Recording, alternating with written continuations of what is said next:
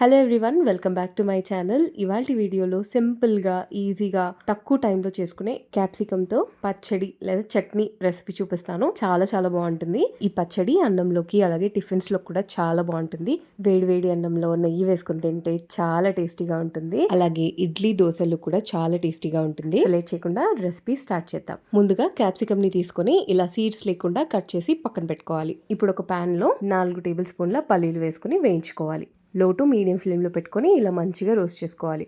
పల్లీలు మంచిగా వేగిన తర్వాత ఇప్పుడు దీంట్లో 1 టేబుల్ స్పూన్ జీలకర్ర, 1.5 టేబుల్ స్పూన్ ధనియాలు వేసుకుని ఇవి కూడా మంచిగా వేగిన తర్వాత తీసి పక్కన పెట్టుకోవాలి. ఇప్పుడు అదే ప్యాన్ లో కొంచెం నూనె పోసుకుని పచ్చిమిరపకాయల్ని ఇలా చించుకుని వేసి వేయించుకోవాలి. కారం మీ టేస్ట్ కి తగ్గట్టు వేసుకోండి. నేను 3 క్యాప్సికమ్లకి 8 మిరపకాయలు వేసుకున్నాను. మిరపకాయలు మంచిగా వేగిన తర్వాత స్టవ్ ఆఫ్ చేసుకోవాలి. ఇప్పుడు ఒక మిక్సీ జార్ లో వేయించుకున్న పల్లీలు అలాగే నిమ్మకాయ సైజ్ అంతా చింతపండు వేసుకోవాలి. 1 టీ స్పూన్ పసుపు, 5 వెల్లుల్లి రెబ్బలు, 1 ఇంచ్ అల్లం ముక్క, అలాగే సరిపడా ఉప్పు వేసుకుని గ్రైండ్ చేసుకోవాలి. ఇలా గ్రైండ్ చేసుకున్న తర్వాత ఇప్పుడు దీంట్లో వేయించుకున్న పచ్చిమిరపకాయలు, క్యాప్సికమ్ ముక్కలు, కొద్దిగా కొత్తిమీర, సరిపడా నీళ్లు పోసుకొని గ్రైండ్ చేసుకోవాలి. క్యాప్సికమ్ని ఇలా పచ్చిగా వేసుకుంటే చాలా బాగుంటుంది. మీరు కావాలనుకుంటే నూనెలో పచ్చిమిరపకాయలు వేయించుకున్నప్పుడే వేసి వేయించుకోవచ్చు. నేనైతే వేయించట్లేదు. వేయించుకుంటే ఒక టేస్ట్ వస్తుంది, పచ్చిగా వేసుకుంటే ఒక టేస్ట్ వస్తుంది. ఒకసారి ఇలా కూడా ట్రై చేయండి, చాలా బాగుంటుంది. ఇలా మెత్తగా రుబ్బుకోవాలి.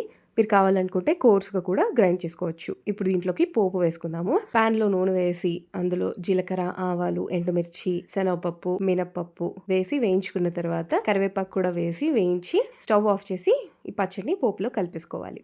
అంతేనండి, 10 మినిట్స్లో ఎంతో టేస్టీగా ఉండే క్యాప్సికమ్ పచ్చడి అయితే రెడీ అయిపోయింది. తప్పకుండా ఈ రెసిపీని ట్రై చేసి ఎలా ఉందో కామెంట్ చేయండి.